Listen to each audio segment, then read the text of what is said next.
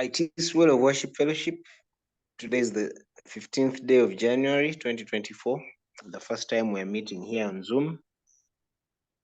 Happy New Year. It's been a while. We are taking a break. It's always good to take a break to re-strategize, to re-energize, and so on and so forth. We believe we are better now. We can serve you better as well. This is our Monday session, 6 to 8 p.m. East African time. That's where we ask questions about God, about the Bible, about religion, faith, prophecy, love, sex, marriage, you name it. We don't claim to be experts on all the subjects mentioned. Just give our revelation as we have it currently, and then God Himself continues revealing the answers to you. Okay? So don't be scared that we are experts on all those. No. We just give our views, of course, in line with the Christian worldview, because we are Christians. This is a Christian fellowship. Then, of course, you can continue and seek other answers elsewhere and compare with what we tell you here. So today we have a question about education asked by one of our own here, Peter. It's about Chambogo University, which gave out 12,000 admission letters for the next academic year, 2023-2024. But only 6,000 or 7,000 students turned up to pick the letters. Basically, the university offered these 12,000 places, but only half of the students came to pick their letters, confirming that they're interested. And then in the particular, so basically, if a faculty expected 300 students, now they only get about half of that, 150 or something. So what is the reason for that? Is it because parents are changing their attitude towards university education? Of course, we've had those debates before where people say university education is useless, don't spend too much on it. And of course, it speaks to the papers as well. Papers are useless. People are making money without those degrees and PhDs and so on and so forth. So are people changing their attitude? Is that why they're not turning up, or what? Or is it a case of the economy being tight? As you know, university education in Uganda is not necessarily the cheapest. Have they opted for maybe vocational education or whatever it is? So that's the first part of the question. The second part of the question is, what does it mean to educate a child in a VUCA world, and to what end? What does it mean to educate a child in a VUCA world, and to what end? For those who are not familiar with the word VUCA, VUCA is an acronym for V is volatile, basically a volatile world. U is unpredictable. C is complex, and then A is abstract. So VUCA is VUCA, V for volatile, U for C for complex, and then A for abstract. So what does that mean to educate a child in a world like that? We've seen the rise of ChatGPT and all these AI tools that can do things humans previously used to do in fractions of seconds. Things that took humans months to do, even years, these tools can do in a few seconds. Does that mean they're replacing humans? So as we're educating our children, what should we be looking out for? What should we not overlook? What should we overlook? So that's the second part of the question that we're going to be attempting. So going back to the first part, which is the university admission. Of course, Chambogo University is just a small sample space. I don't think it may necessarily represent all the universities in Uganda or even all the universities in the world, but I think there's a trend. Like I said, there's a trend of people saying university education is useless, papers are useless. What matters is what you can do, not what you know or what you have on that paper, apologizing for your ignorance, and so on and so forth. So, Moses, can I start with you?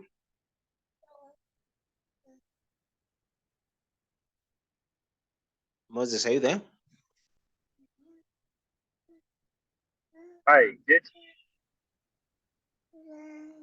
Yes, Moses, would you like to attempt the question? Not now. Not Since now. it is, the first after a long while. I beg that I first pick the momentum, possibly the flow. I can know is coming later. viewpoints. Okay, fine. That's okay. Tom, do you want to say something about education specifically? Tom has been quiet. We've been calling him the whole time. Anyway, Ped, are you back? You had dropped off. Hey, my internet is so poor. My internet Which is so part of the poor. world are you? I'm moving. It keeps jumping off.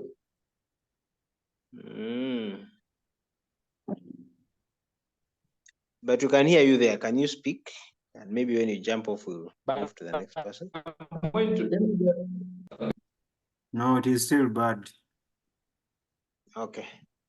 Petson waiters. Okay, Isaiah, let me start with you. It looks like you're the only one with good internet today. So please talk about the low interest in university admissions. Then you can probably marry in the part of how can we educate a child in this kind of world. The VUCA world, as Peter called it. I think Professor Selvide just got paranoid.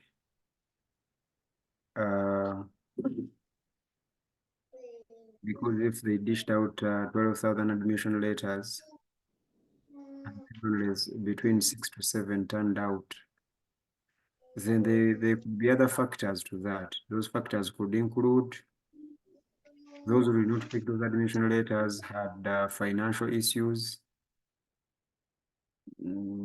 Some died. You see, the problem with our country, it doesn't have a system where we can trace people and find out the details, what happened to them, where they are, and what they're about. So it is possible that majority of those had those issues, financial issues, physical problems, like ailments. And then there are those who reviewed their choice of the academic line. And then there are those who reviewed their choice of the institution. So basically, this question does not provide us with those statistics that we can base on to make a substantial position on the matter. Therefore, I am saying all this to somehow challenge the conclusion that the implied conclusion that says that is it likely that parents are slowly changing their attitude towards university school system. I doubt that parents are doing that. Ugandan parents are a colony. They believe that if someone studies and gets a bachelor's degree from a university, they have already achieved 50% of success in life. But practically, we know that is not true. Because universities do not, it is important that we remind parents and indeed ourselves that people do not go to universities to study so that they get jobs. Because that is what normally we are told. You go and study, get a degree and get a job. I doubt that is the role of a university. The job training, etc., is in the marketplace. It is not at the university. Does that mean that someone cannot create a job out of their degree and out of their academic prowess? No, not at all. You can use your degree for a job. You can. But in principle, your degree is not there to provide you with a job. And I think this is something that I will disagree with many people. I know many of you are employed based on your academic letters, but it is absurd to employ people and employ people in the industrial world and install leaders in the leadership or political world based on academic papers. I guess those two worlds do not actually require the academics of the university. but rather those two industries require the experience and the talents of particular individuals that are vying for the same. So it is important, Mr. Moderator, to remind parents and students, therefore, that universities are there to share, profess, research, and work around knowledge, invent, iTiS, and guide the entire nation. That's why universities are there. So 12,000 admission letters for academic year 2023-2024 must be rotating around that idea. Unfortunately, that's not the case. The case is that someone must start with the kindergarten, go to the primary school, be processed through high school, and then go to the university. It is almost a must. But if your goal is to go into the informal sector or the industrial world, then you don't have to bother yourself with all that process, that system from kindergarten to the university. You can branch off at the point where your goal is applicable. So if you want to be a tailor, really, why do you need a degree? And you want to be a tailor, why would you need a degree? If you are a dancer and you want to dance, do you really have to study MDD, or you just only have to study D? Negotiate with the university, and you don't study music, you know, and study only dance. But if they tell you that music has something to do with the dancing, and then drama has something to do with the dancing, then you have to study the three of them. That I understand, because you are a dancer and you have decided to be a dancer from the primary level, I guess. So if you are in senior 3 and your communication levels are good and your comprehension levels are all right, why don't you branch off from senior 2 and go to the university and do MDD? The university will tell you that they need senior 4 or senior 6. Why? For what? I'm going to do MDD. I can understand what the lecturer will be saying. I can read and comprehend. I can follow instructions, and I'm from senior 2. Why should I exhaust my resources and actually my time and study senior 3, 4, 5, 6 so that to qualify for the university? So moderator, I think there's a lot that we need to change based on what we want to achieve. So probably those could be the reasons that formulate the attitude towards the university. But as for now, the attitude towards the university is a success in Uganda for you to have a degree. And people continue asking, yasoma, ina degree, but ina degree, which degree does she or he have? And for what? And what does that degree do in the community? Because your degree might be feeding you, okay? But apart from it garnering for you a salary, what is your degree doing in your community? The degree that you studied, what is it doing in your community?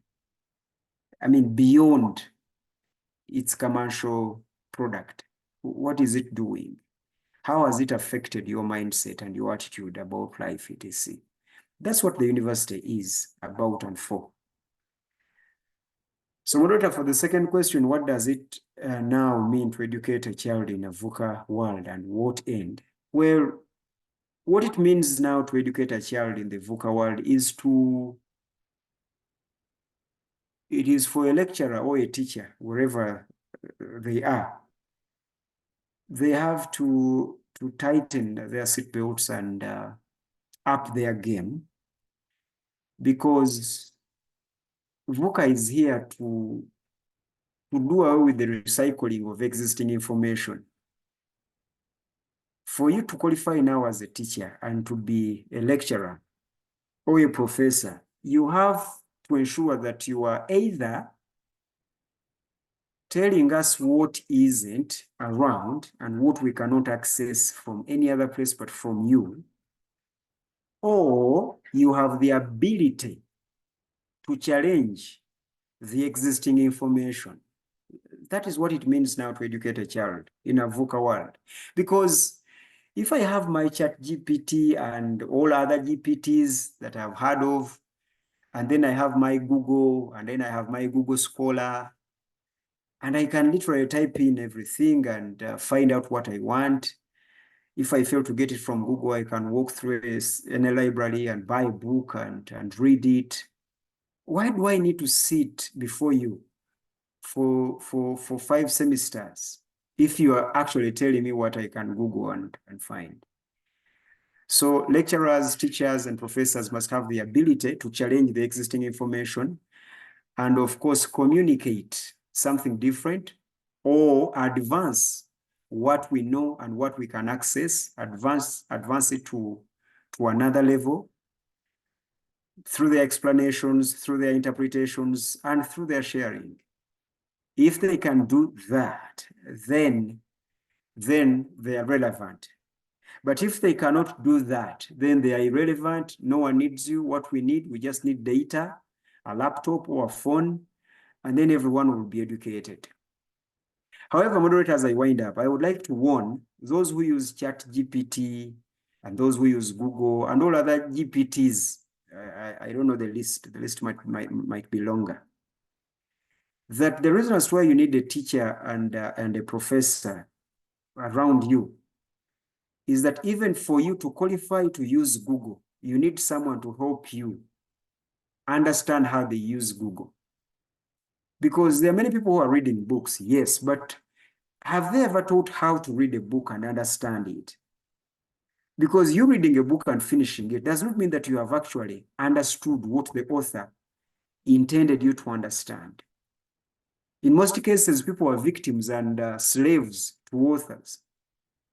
They read a book and they believe whatever that book has said. Why? Because whosoever wrote that book is a PhD holder, or the book is a New York-based time seller and has sold like 5 million copies.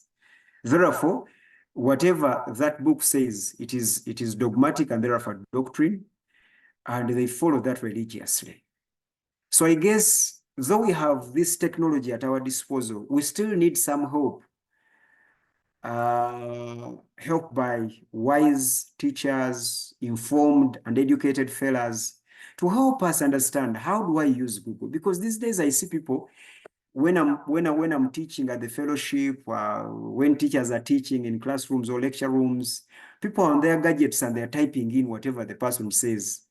And then they assume that what Google says is actually authentic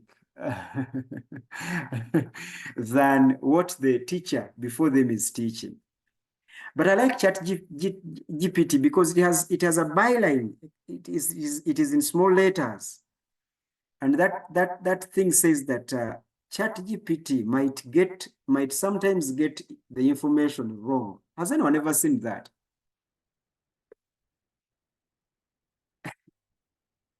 Yeah. You've seen it. Yes. Yeah.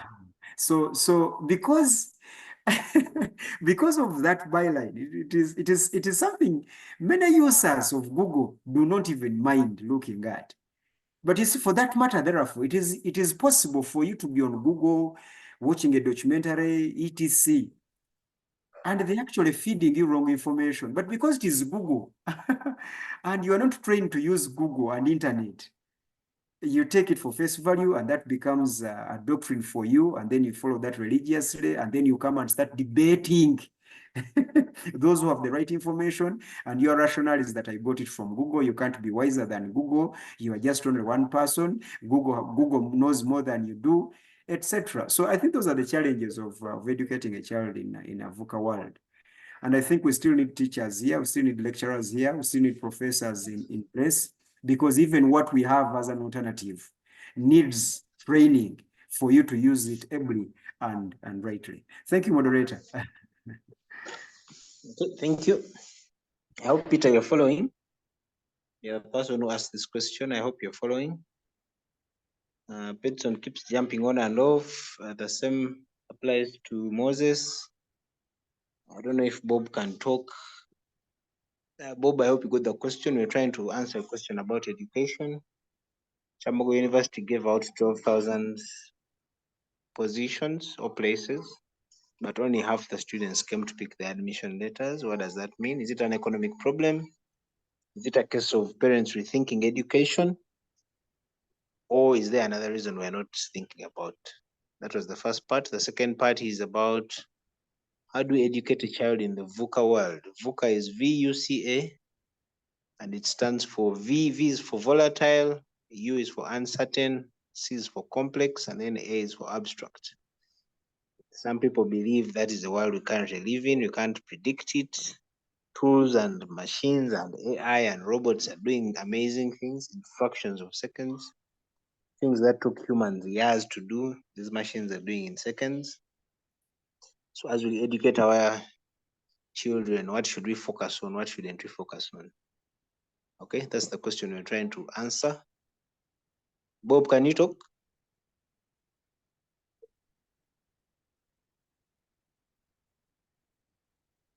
Okay, Bob is quiet. Pedron, can you talk? I know your network is funny, but maybe you could try and talk and we see if we can hear Hey. you. Hello? I don't know how if this is better. We can hear you now.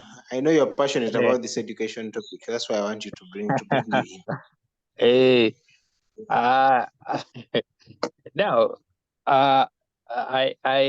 first of all, why we're struggling. First of all, as Africa, we are first of all struggling with colonialism. But then now the thing that we are fighting with is that neo-colonialism. These guys left, but they have actually now they left physically, but now they're in our heads. And one of the things that is doing that work perfectly is the education system that they left with us. And of course, this globalization. But now going back to that topic, education, what Peter raised is it could just be a problem with Chambogo. Probably if we had the statistics from other universities, maybe there we can do a better conclusion. But if people are not coming back, if people are not picking admissions from Chambogo, then probably the problem could be with the administration of Chambogo, because it's also a university that has been having some challenges. But that put aside, I would look at it from the angle of the economy, because apparently after COVID things have not been well. We may not say that people actually are reconsidering they are reconsidering their attitude towards education. I don't think that's the case, but the issue of money, because education is expensive and it needs money. Now, the moment people are not doing well financially, sometimes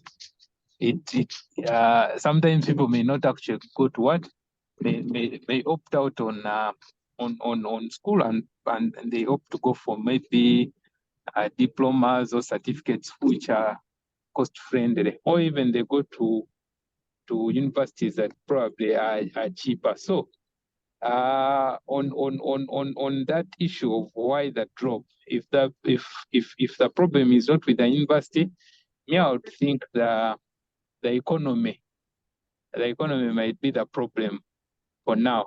But the other aspect of us going away from what the whites left us, I still insist we need like 500 years to get out of this mess. Otherwise, we are still in their mix for some good time. Yeah, that's what I wanted to say. Okay, what solution are you offering to the parent who's educating their child in this day and age? No, we are dancing to someone's music, and you see the reason why parents want to educate, and everyone thinks that the key to success is education. To success to a successful life is education. To have succeeded in life, educate people. That's the thing. When the white men came here, what they first did was to make sure they educate a few people who are collaborating with them, and these people were taught how to speak English. They started building cars, building good houses. They started driving cars. So the person who was well off from the early 20th century was someone who was educated. So that culture has been passed down for close to 100 years. So everyone has to, if you want to have a better life, you have to get educated. In fact, the people who make it in life and are not educated, they would have become educated, but sometimes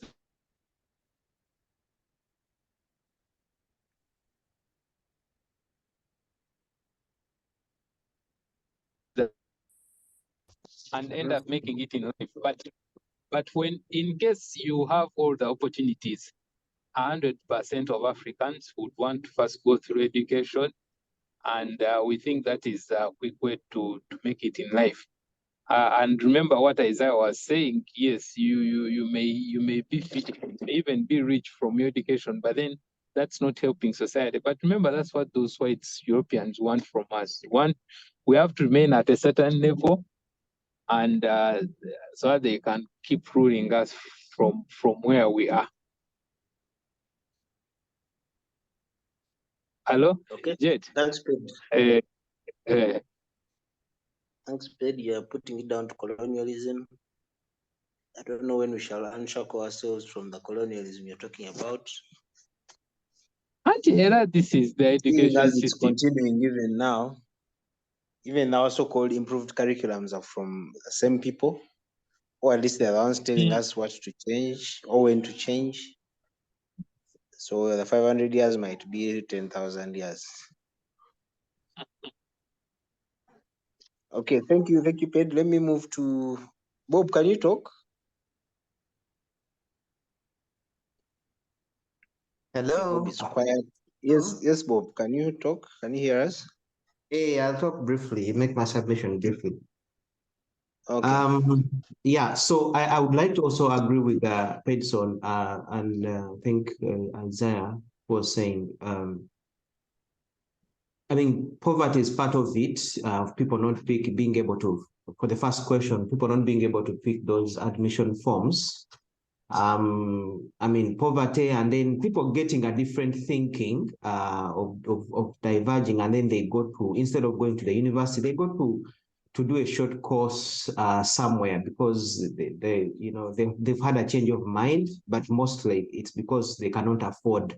So mzade n'agamba nti sijja kusobola sente za university ziganye, genda oyige course wali bwe basiba ebyuma oba bakanika emmotoka. And actually in the long term, such skilling is much better in terms of people creating their own jobs in the long run. So probably the reason was poverty, but sometimes things become blessings in disguise. The issue of educating our kids in this kind of AI era or technology era is really a tricky one, but we have to adjust eventually because this is where things are going. I wanted to just highlight something small, like I mean, basically, I think I'm agreeing with Isaiah. I mean, we know, for example, people like Bill and Melinda Gates. I mean, Bill Gates, these are guys who never finished their degrees. Guy, again, I'm university, wow, was it Harvard or whatever? I don't remember the university he was in. Studied for 1 year. Nalabanga concept ye jayagala oku-exploring agifunye. He did not have to wait to graduate. So he moved on, started his company, and then today we have Microsoft, we have all these things. So he didn't have to finish that degree. Degree. No, it doesn't matter. As long as you've grasped your concept, you've grasped your area, no jesibako, you can be successful in that area if you focus there. So this is the issue, but we are still in that colonial mindset, as Pedson has said. Education is the key to success, and then those who are educated, they're the ones who get the best jobs. You must have a degree, you must have this and that. which is not the case. There's what we call, as long as you've got the basics, then you go into your field. Previously, we used to see very successful musicians. I really am referring to Isaiah's submission, like if examples he gave. If you want to concentrate on dance, I mean, where you don't have to finish. Once you know the basics, you can read, you can write, you can understand concepts, you can go in your area. We had the best musicians, the best whether it was Kadonkam, the pop singers, they had talents to ever finished school, but they became icons, they became successful, they became, you know, the celebrities of the day, and they were successful in quotes, I would say. So we need to teach probably our kids to first of all get what they really want to do with life. That is very important. Rather than them start from this to that, if they can focus on if we can find out what they really are good at, what they desire, what their talent is, and we exploit that without thinking of whether they are going to go to university but skill them to enhance that which they have. We need to have that change of mindset. Otherwise, if we remain with the issue of, oh, he has to go, which combination is he going to do? You know, what then when he finishes that, what are they going to give him at the university? What degree is he going to do? And will that be successful for them? We need to identify what the kids, you know, try to point them to identify what they want and push them in that direction. Focus, whether it means taking them to tertiary, I mean to these tertiaries, whatever, these short courses in their direction. Yeah, as even if they're not going to the university, but we know that this is what they want, we push them in that direction with whatever resources we have. So that is my comment on that. Thank you, Bob. At this point, I want to go back to Peter because we need to move to another question. Peter, are you there? As the person who asked this, are you happy with the responses so far? Hello, moderator. Hello, yes, okay, I'm Tom, listening in. Tom is here finally. Yes, Tom, you want to say something? Peter, yeah. Kati nze abaana bange ab'obulimi mbayigiriza kukola bino bye nkola. Tom, move closer to your microphone, please. You're a bit faint. Yakyangamba nti abaana bange ab'obulimi.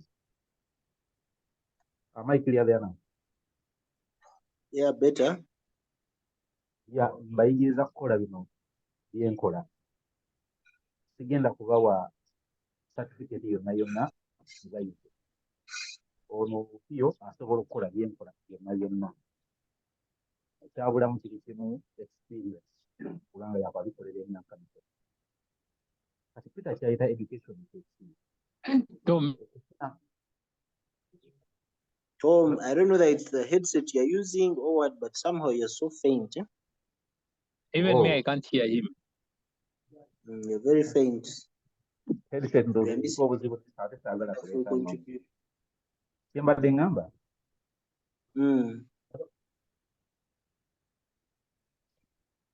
Hello? Yes.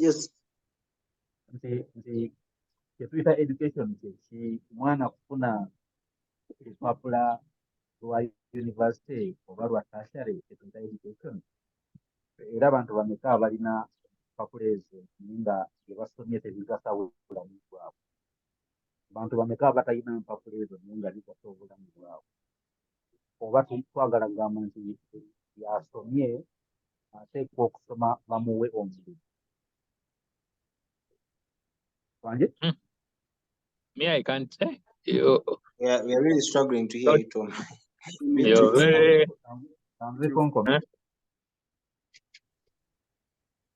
Tom, when you get a better either headset or network, then you can come back. For now, we need to move on. It's been 30 minutes. I want us to tackle something which is related to education and jobs. Again, second part of Peter's question. Peter is asking, for someone with a government job, a salaried government job, permanent and pensionable, I hope you mean, why are they looking at other job applications or job adverts? Is it greed? someone with a government salary job, but still dropping applications or looking at other advertisements. Is that greed? Could expand this and say not just government workers, but private sector employees as well spend half their day looking at job sites, looking for jobs. Is that greed? I think we can expand it there. I hope Peter, you allow me to do that. Okay. Again, related to education and oh my word.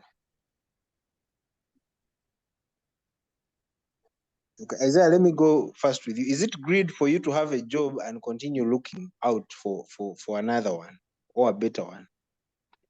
Whether it's government or private sector. I know government jobs are up to 60. Last time I checked. Is it greed to keep looking for better? Why or why not? You see, in a capitalistic environment and market, there is nothing like greed. Hey. Yeah, you cannot have capitalism and then identify greed.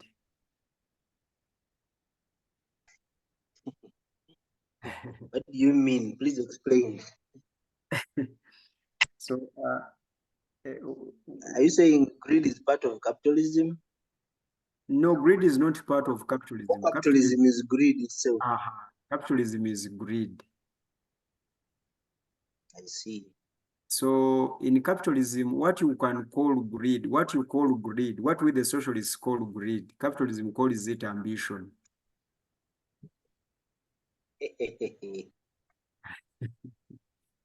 Huh?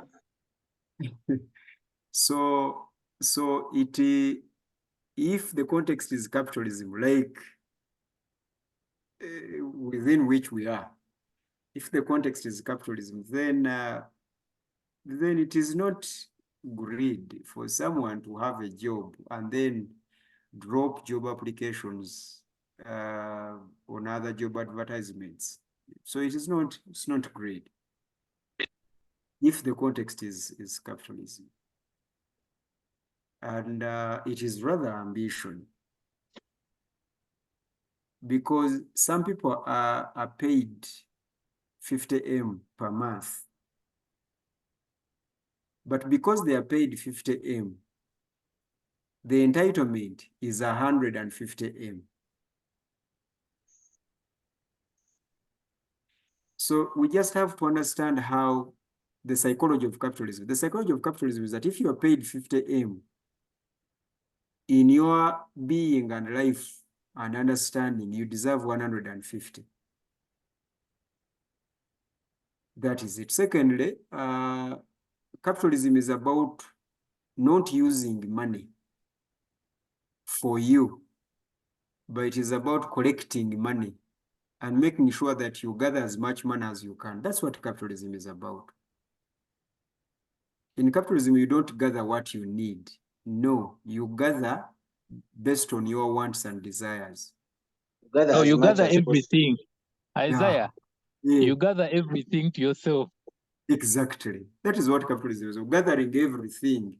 As long as you can gather and do not stop. So, so if that is why most of you who work have what you call side hustles,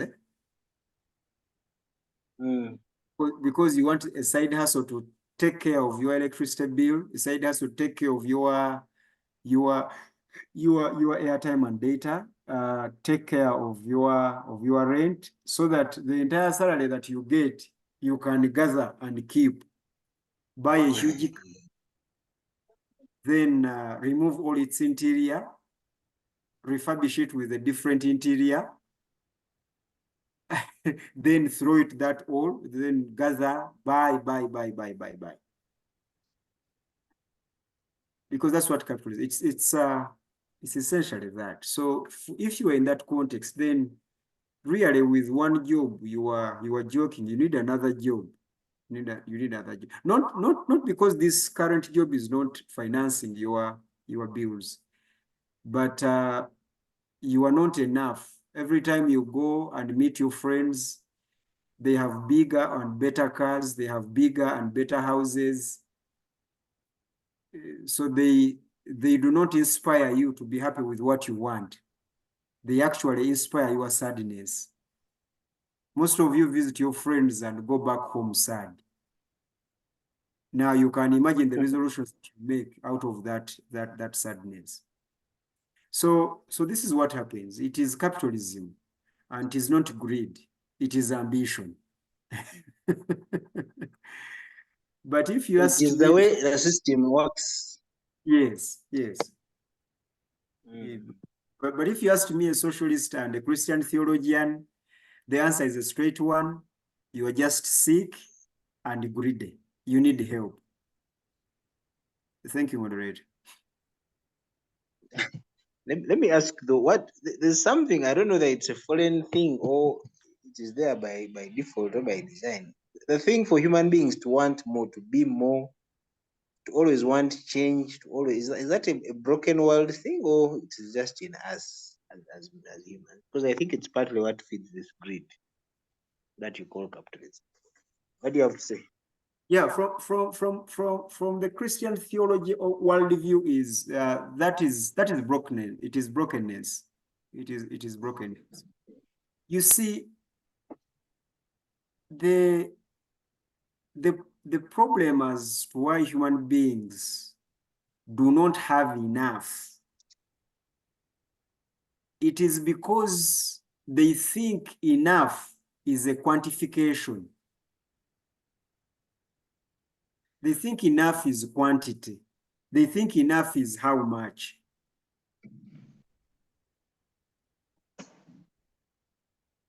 And they think enough is what. Say that again. Hey, say that again. Go me over now.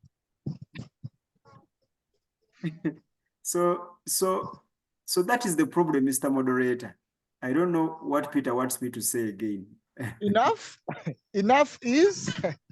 The problem with humanity is their definition and understanding of enough.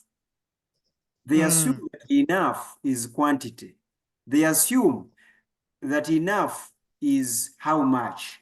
They assume that enough is what. And they are wrong. Enough is not quantity. Enough is not how much. Enough is not what.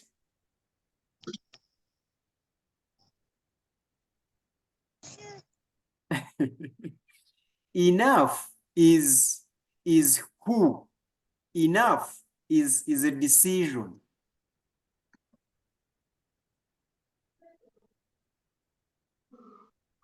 You just have to make that decision that this is enough.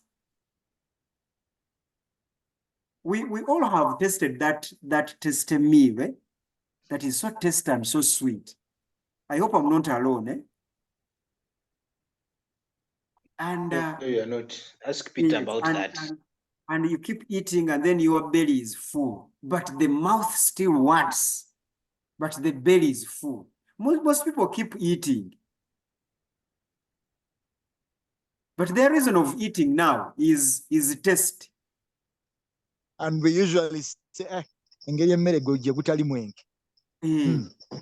So in Uganda, there is a new slogan that says, tunywe, tusanyuke, tuchakale, mpaka kuwulira bubi.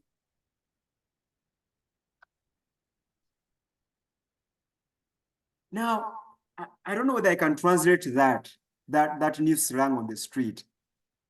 You eat, drink, have fun, marry, until you feel bad.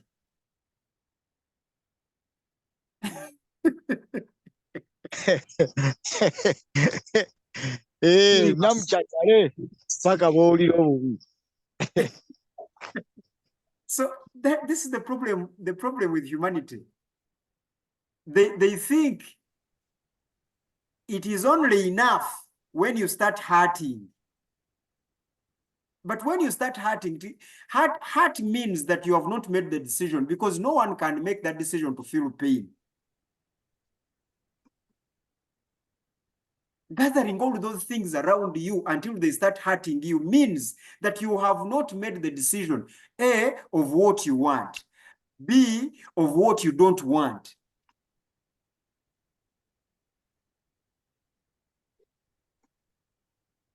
Because we are all looking for money, ladies and gentlemen. We are all looking for money. But the question is, do we also want to have peace? Answer. Of Yes. course, of course. Exactly. Then you have to understand, as you are looking for money, that there is a certain amount of money that does not come with peace.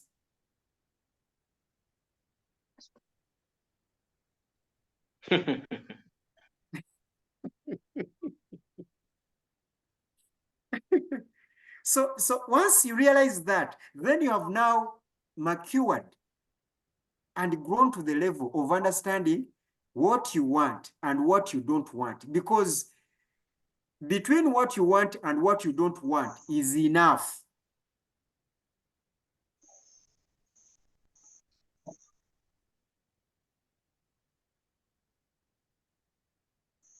Between what you want and what you don't want is enough. Yes, yes. You're clear on your needs and wants. You're clear on what you don't want and what you don't need. Once you're clear, the gap between those two is enough. If you settle there, you will have peace, you will be happy, you will enjoy life. But you see, the problem is that most of us do not know what we want. We only tell what we want and what we need based on what other people have and what they are doing. Now, because we are copycats, we become comparisons. And then we graduate to competitors. And then enough becomes a myth. And this is how we end up not parenting, giving our children the time they need, not being good husbands or wives or good spouses, not serving our purpose, because most of us are not serving our purpose. No, we are not. We are into the rat race. We are making money. So some of us are engineers. Okay, we are engineers, but who are actually driving or actually pastors? Why? Because modern churches have money.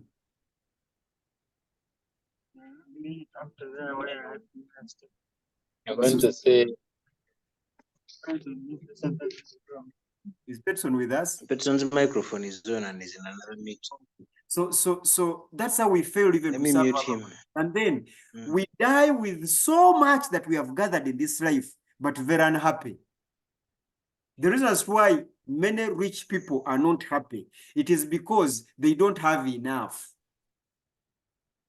And you can only be happy if you have enough and you are enough yourself.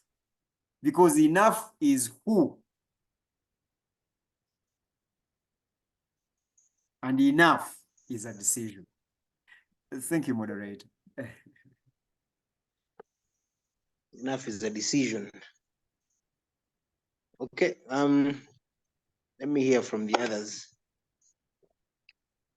Bob, I know you're one of those who has, first of all, I don't know whether you're at liberty to talk about this based on where you are, but I know you're one of those who has recently moved, not just jobs, but countries and continents.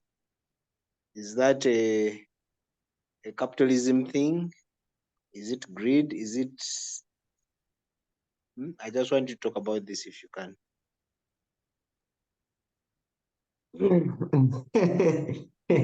Am I qualified to come? Yes, you are. Anyway, I think Isaiah is straight on to the point. But what I wanted to say, in the Bible, we have the story of, is it called of talents? To one he gave 1 talent, to another he gave, is it 2 or 3? I don't recall the exact details of the story, but the investor, the master gave people 1 or 2 or 3 different talents for different levels. Okay, I was wondering why he didn't give all of them like 3, but he was just showing us that each of us has our own abilities that God has given us. Umusozi wa 4 resources that one day, but he still expects us to multiply that. Okay, I don't know how we reconcile that with enough. But God expects us to, to multiply.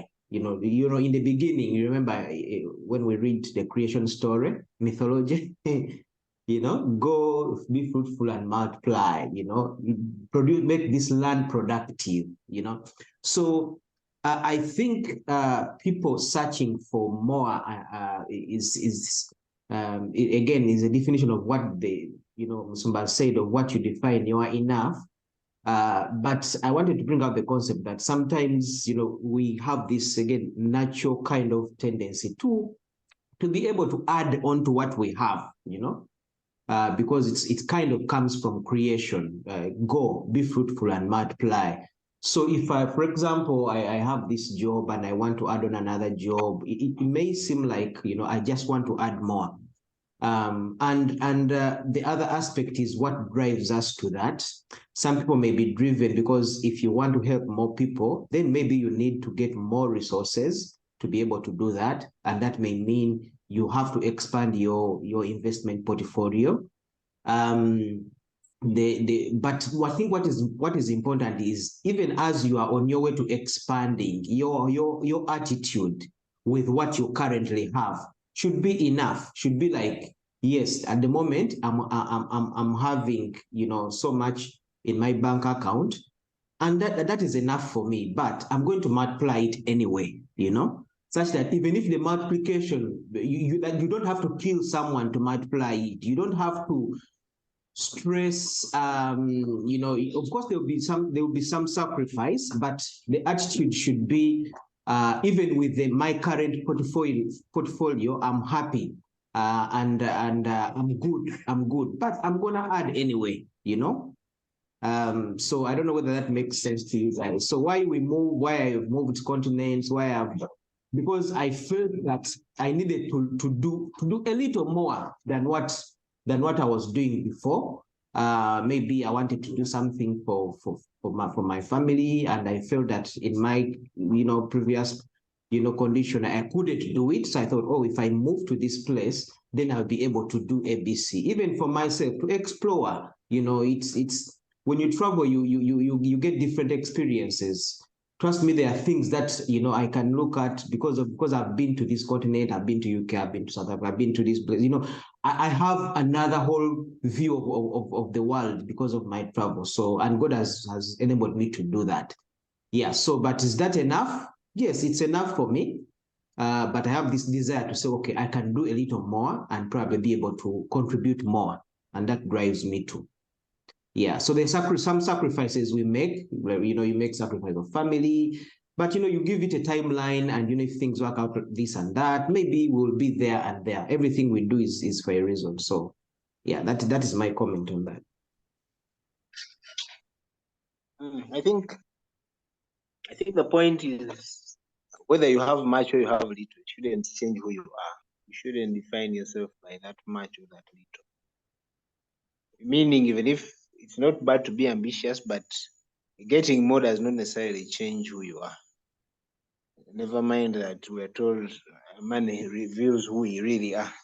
When we are poor, we are humble and all that. Then when we get some money, we start being wild and all that. Okay, anyway, Penson, are you there? Yes, Jet. Say something about this. I know you're also a socialist, but you want to talk about looking for jobs and other things.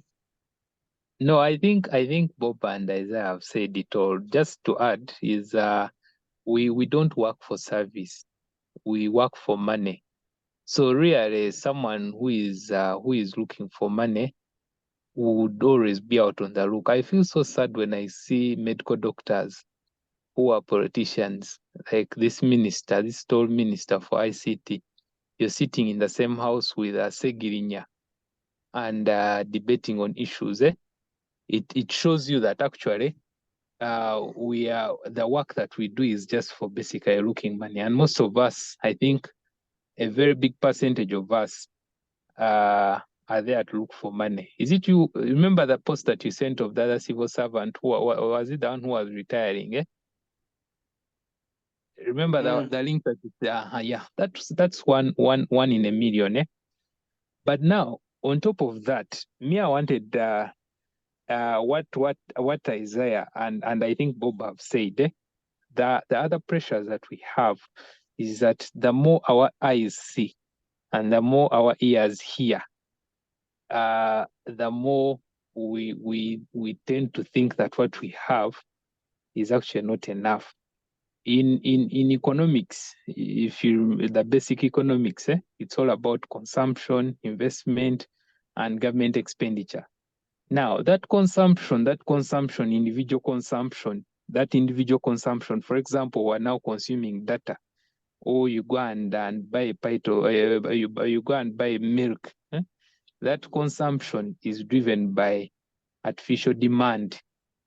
Sometimes we don't need things, but we are forced to buy them, or we're forced to consume them. And this comes from advertising, that persuasive advertising. In 2013, I landed on an Ipsos report. That time I was still in New Vision. Companies in Uganda, 2013, were spending 860 something billion on advertising in a year. Companies, MTN, Airtel, if you combine the advertising budgets, it was coming to about 800. Now, all that money is invested to convince you consume something that you wouldn't even actually have consumed, but they make it in a way that you're supposed to have it. And that is the reason why we start living artificial lives, because you might even be in your small car, very comfortable, but now when you see an advert of a better car, you would want to advance. But now how do you advance? You have to move from the job that you've been doing to a better job, which is going to pay you more money. So some of the things that cause us from looking around, looking for greener pastures, are because of the environment that we're in. These capitalists that Isaiah was talking about, when Toyota produces a car, it has to make sure that it sells it. So they have to make sure they convince you to the extent of you buying their product. Now, for you to buy their product, you have to have money. So for you to have money, you have to look for greener pastures. And can you imagine, for example, now like these phones that you see, this year iPhone will make you buy iPhone 14. And then after you've settled, then they'll bring iPhone 15, and they'll make sure that this donkey buys iPhone 15. After 1 year, they will bring another phone and they'll make you buy it. So really, you can see the system that these capitalists have put us in. And guess what? You buy a phone at 3 million, who is becoming richer? You just look at the Forbes list. Tom Cook is one now who is becoming a billionaire. You as a person, you're moving from one job to another, they're increasing your pay, but there's nothing that is being added. Your net worth is not increasing. So really, that's how we have been cornered, and we are stuck. And probably me, I would not have a problem with someone really who is looking for jobs for greener pasture and to make more money, to make an extra coin. Though you make an extra coin, these vultures come and eat it. Thank you. Thank you, Ped. Moderator, are you there? Yes, I'm here. Yeah, but you are like now, Tom. Your volume is like that. Someone called me. Okay. Let me just Pepson, speak in the number. and I think Enoch will help us here. Do you know that in Europe, where there are those seasons of winter and summer, etc., they are used to rob citizens.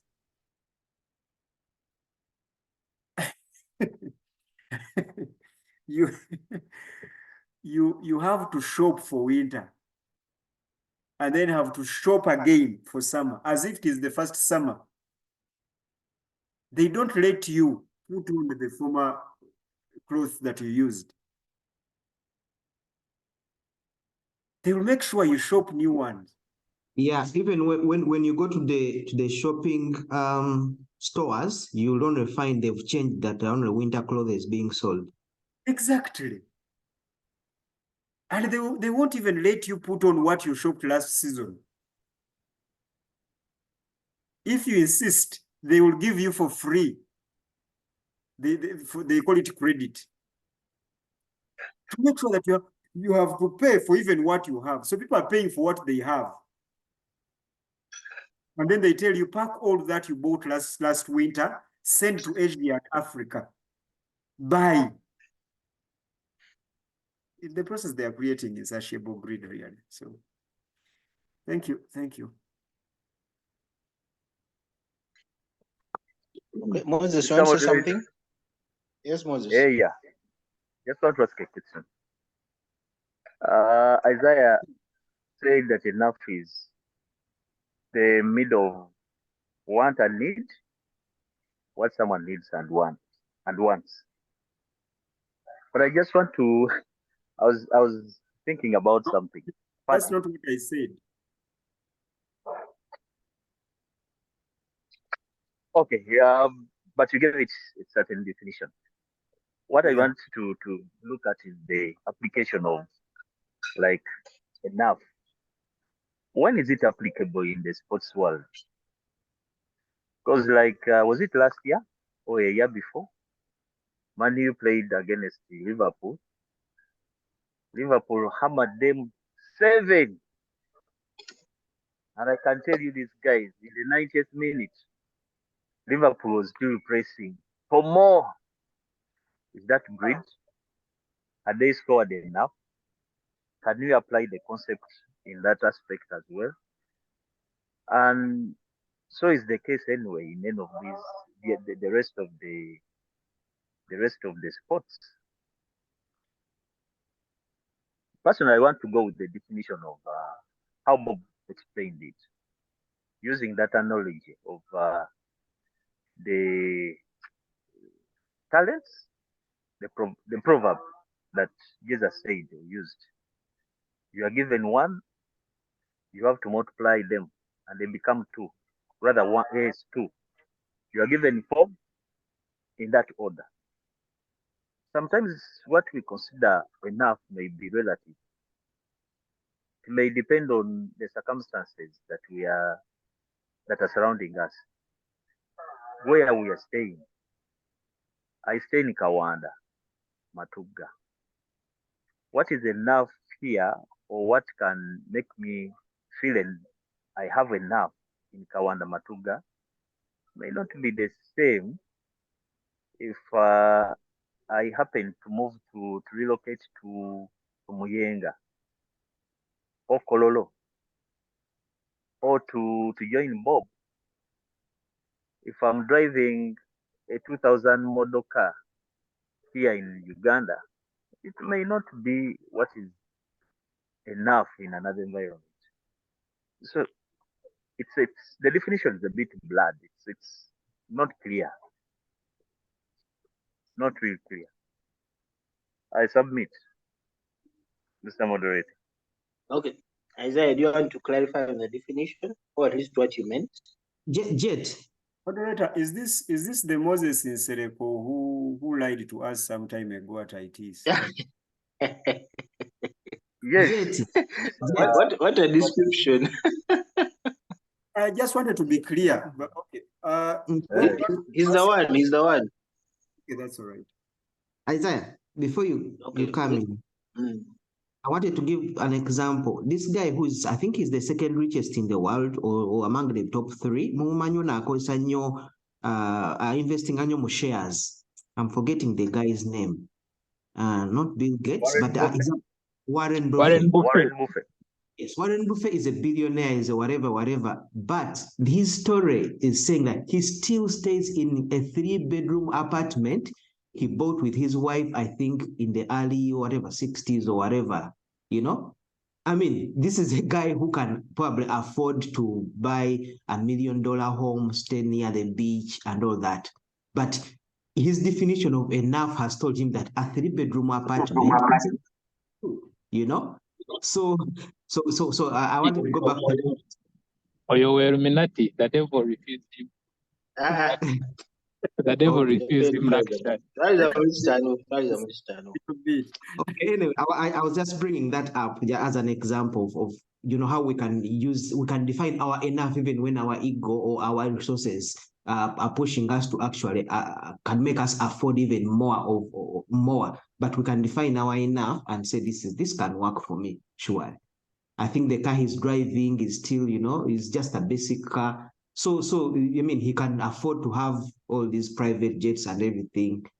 But yeah, so enough, again, we go back to define your enough. If that your enough is good for you, you live with that. And you don't have to crave so much. But the issue of increasing on what you have is okay, but the contentment, the spirit that is pushing you, are you content with what you have? Something like that. I mean, if I stay in a very in a slum area, I could say I'm contented with staying in a slum area. But if every day they are knocking at my door and they are taking my TV, I may be like, man, I need to upgrade because I'm not good. I'm not okay with living this life forever. So yes, life circumstances also push us to push our goals or push our limits, to change our previous goals to different ones. Okay, thank you, Bob. I think you're trying to respond to Moses there. Isaiah, you want to add on? Yeah, sure. I would like to participate in that question. You see, most capitalists will tell you that enough is relative.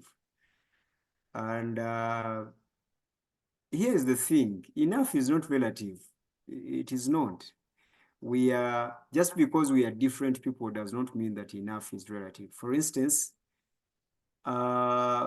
when the parable says that one was given 1 talent and the other was given 3 talents, that does not entail to say that what is enough for the person of 1 talent is not enough for the person of 3 talents. The reason is because the 1 for 1 talent is not the same as that of the 3. They are not the same person. So it is not relative in that angle and category. Let me give you an example. Using that of Bob, actually. The definition of enough that I first gave was that, actually that is what I concluded with. Enough is what is between what you want and what you need, and what you don't want and what you don't need. If you are blessed enough to define those two, this is what I want and need, and this is what I don't want, this is not what I don't need. Between those two understandings is enough for you. So using the example of Enoch, Warren thinks and understands that he doesn't need a 12-bedroom house. He doesn't. And Warren understands that he needs a 3-bedroom house. The conclusion of those two, what he needs and what he doesn't, is enough. And he's happy. Not because he can't afford, but enough is a decision. He has made that decision not to collect and gather whatever he can afford. Now, if you live in Matuga and you work in Entebbe and you drive a Hummer, well, you need a 500,000 fuel, perhaps per day, to and fro.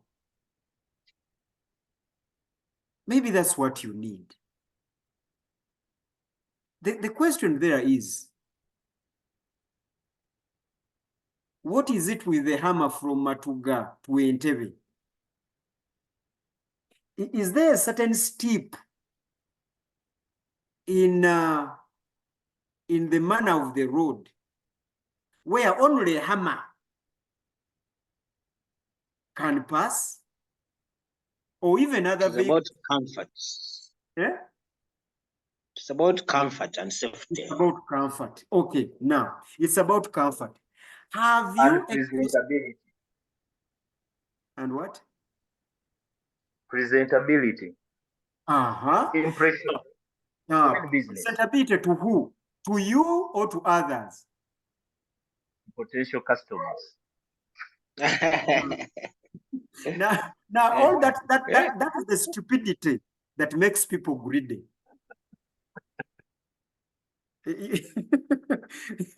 that is where enough gets lost. Because some people, they are not even appealing to the market. No, they are appealing to others. That's what they are doing.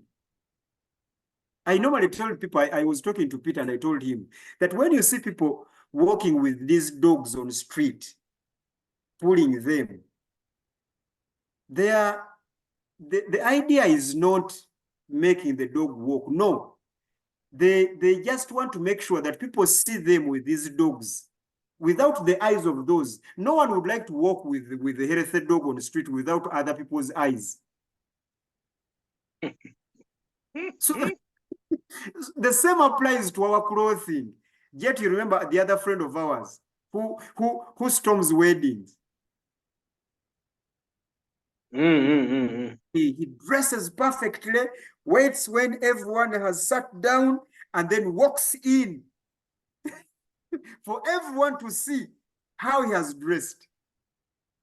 Now look at that pressure. Now that one is a victim and a slave to the fashion houses. So my dear brother Moses, enough is a decision. It is not relative. It is a decision because it is unending. Relativity is unending. Because when you say that enough is relative, then you are comparing and contrasting. Enough in a community where there are people who have $100 million account, enough is having 200, and then they write you in the Forbes magazine. Well, this community is a community of $100 million accounts, but this one has $500 million accounts. Then when you jump into another community that has now $1 trillion, then you have now to multiply your trillions. So now what is enough? Enough will never be. Enough is a myth.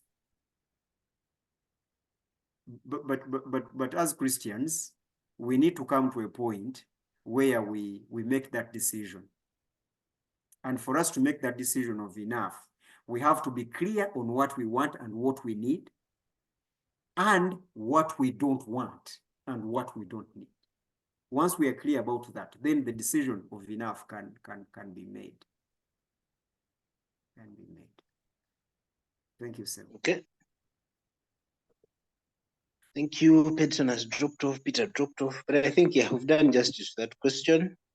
We have about 25 minutes. Yes. Hey, Peterson is here.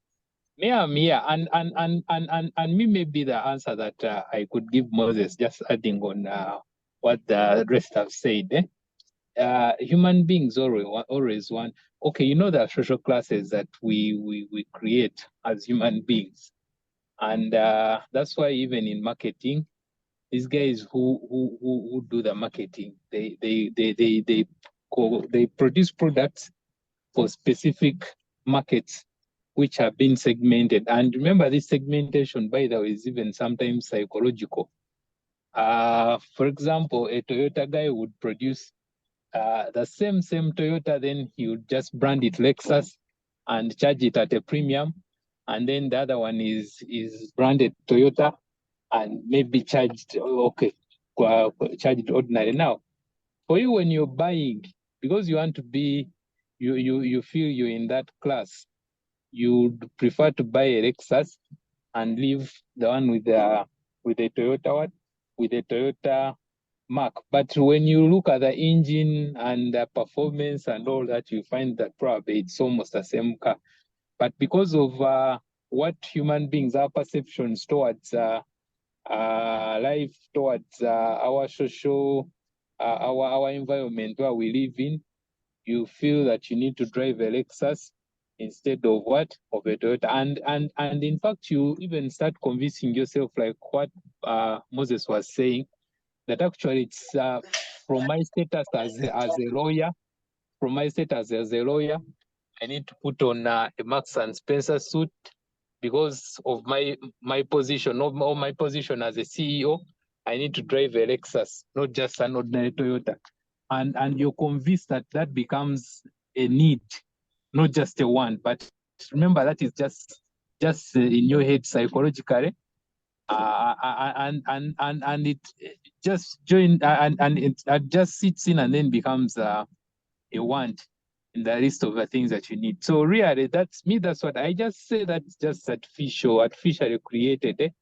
Yeah, I think the need is something that you need for basic survival. We used to learn them in social studies. You need food, you need shelter, you need water, and which other thing is it? Over security, does it belong there, or security comes under shelter? There used to be like 5. So those are the needs that you need. And I think those are the basic things that God provides. When you read the Bible in Mark chapter 6, it says, as long as you have that, then you're sorted.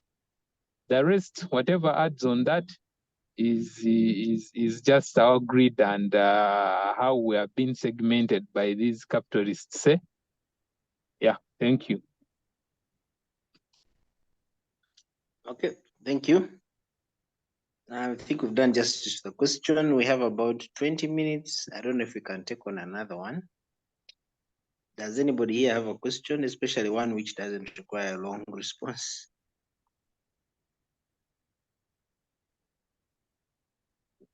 How does one understand that it doesn't Hmm? require?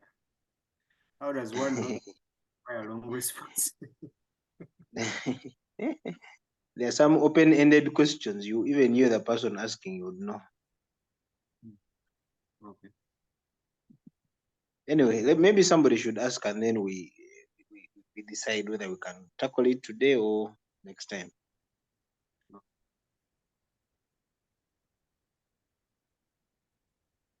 Any question, comment, A or B? Akatalekeka.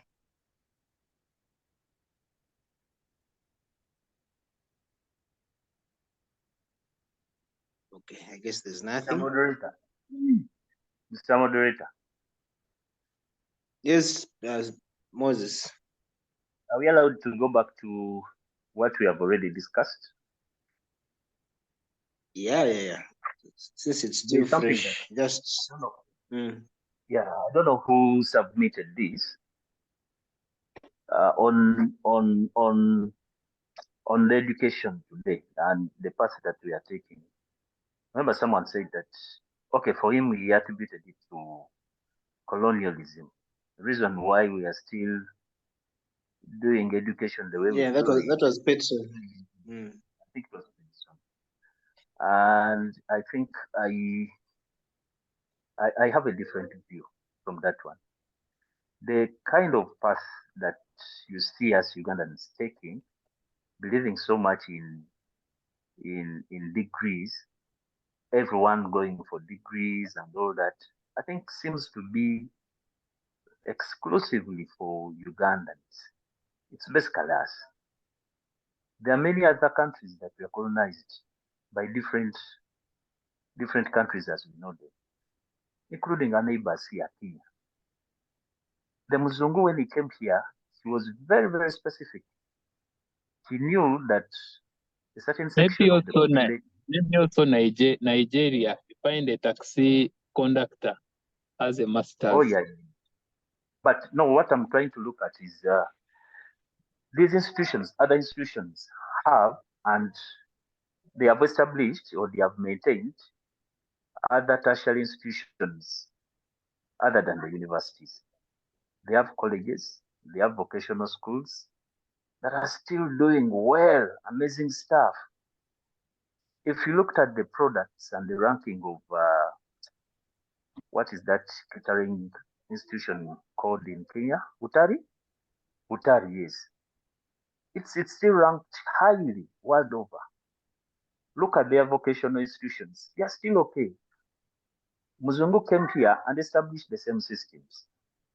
I want to believe that his thinking was that not everyone qualified to go to university, to do degree. There are some people I think he thought would be really very good in those vocational skill-based courses and all that. And I think that is what we need even in the VUCA world today. Skill-based studies, all. And there, you know. Moses, there the question would be, how many did he establish? Here in Uganda, quite a number. We have just messed them up. We had Chambogo. There was an institution to do. We had this Nakawa. That Nakawa was it a college? College of Commerce or something like that. There were these catering schools. One of these institutions, the catering school. I don't know really which one. There was those one ones, in you see, Lira. those ones are being started by even, I think, after they had left. But we want to know, No, because from what you're saying, these guys actually at first it's the missionaries that used to start schools. All these most of the schools that are old were started by missionaries. That is the Catholics and the Protestants. And then government started coming in to start schools like Intare School in 1956. But on the schools that these missionaries started and government, which ones were vocational?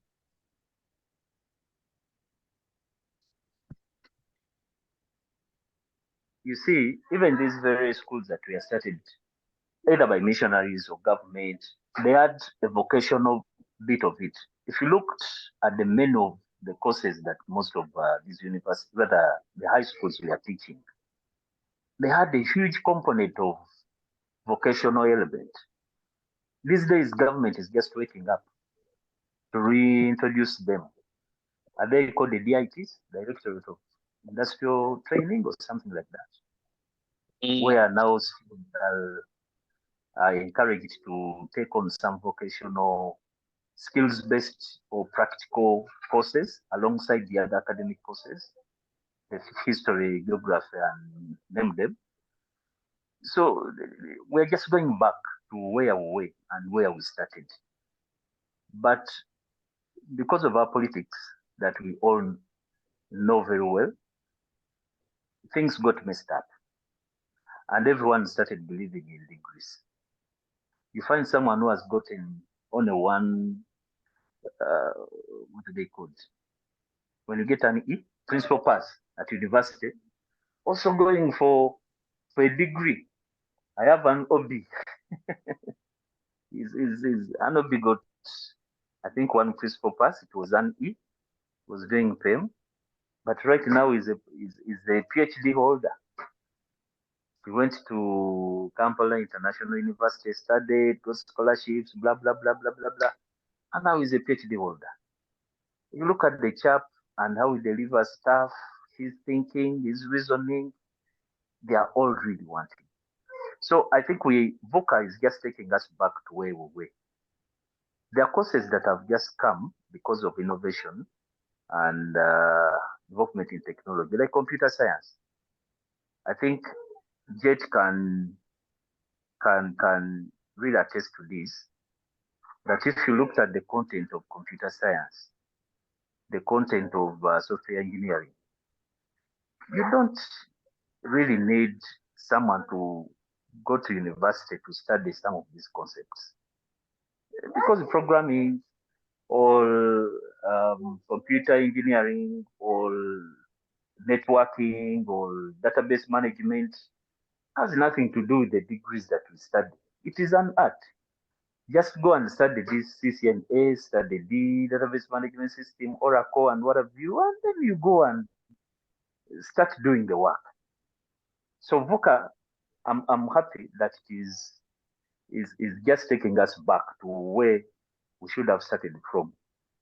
And yes, I personally, I also align with those that argue against everyone going for degrees. That's what I wanted to to highlight, Mr. Moderator. You people. Anyway, erinnya linnuma sijja kukayana nnyo leero.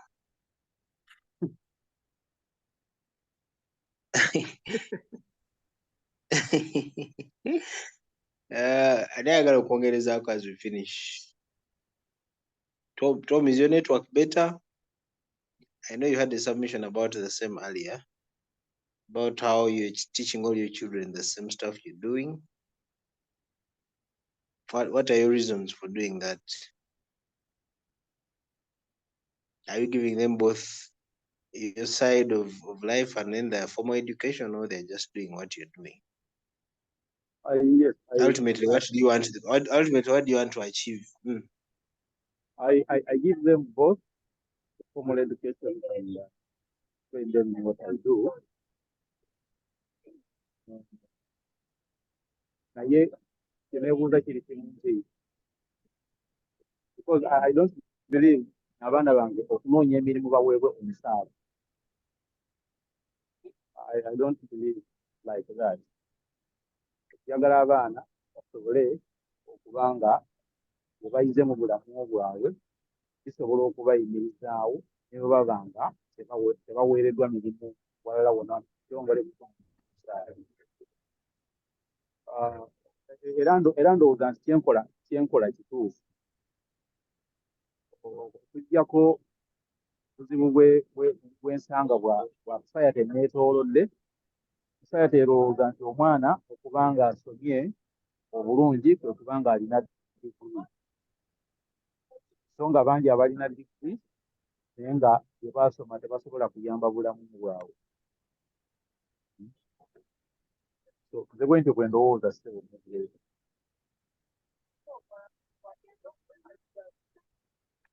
So, any closing remarks, guys? Isaiah, parting shots.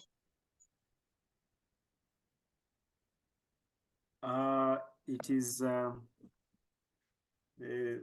parting shots I would say is first of all, it starts with you. God created you enough. I would like to inform those who are listening to me that God created you enough. Regardless of your height, regardless of the size of your nose,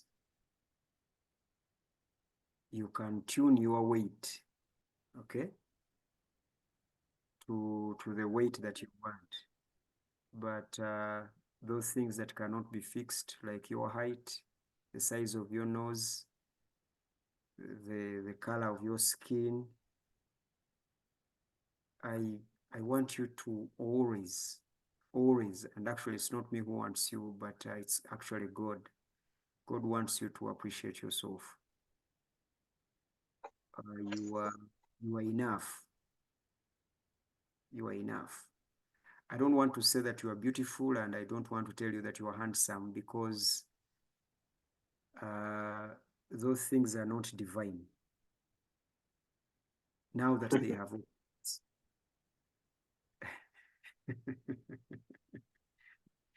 are we together? Yes, those things are not divine. Beautiful, handsome, since they have opposites, they're not divine. I just want to tell you that you are enough. Stop standing into the mirror and developing that comparative spirit which comes from hell, and you start believing that you're not enough, because the world wants to think that you are not enough, and it has indoctrinated you with that ideology. It has capitalized on your indoctrination to come up with companies and industries of cosmetology, of surgery, just because people think they are not enough. And when you think you are not enough, nothing else will come into your life that is enough, because first of all, even you yourself do not think that you are enough.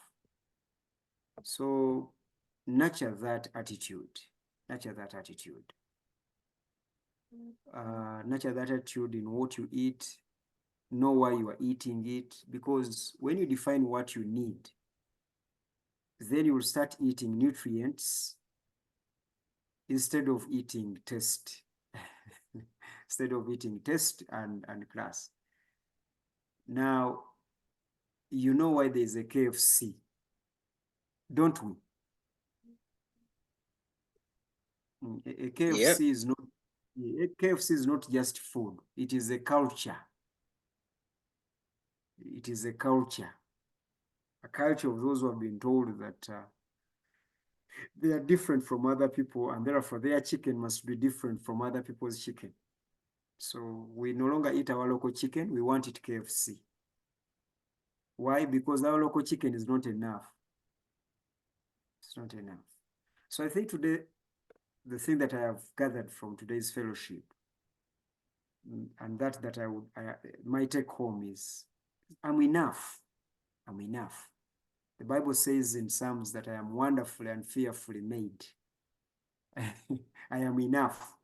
I am wonderfully and fearfully made. I am enough. So take it on your heart to remember that. Secondly, always remember that God said that when we are asking him for things, we should say that, give us today today's bread, or our daily bread. In other words, God is concerned with your existence today. We should stop planning for the future like we are eternal. No, we are not eternal, we are going to die. The God who is eternal knew that you need today's bread. So when you're shopping food, do not shop food and refrigerate it for weeks and months, just for the sake of having things in your refrigerator. Buy enough. Buy food that you can eat. Put food on your plate that you can finish. Do not put food that you can't finish and then throw it away. That's blasphemous to the God, the provider. Have enough. Have enough. And then that money on your account, go pick some and enjoy it. Don't just keep money on the account and it is just there. Pick some and enjoy it.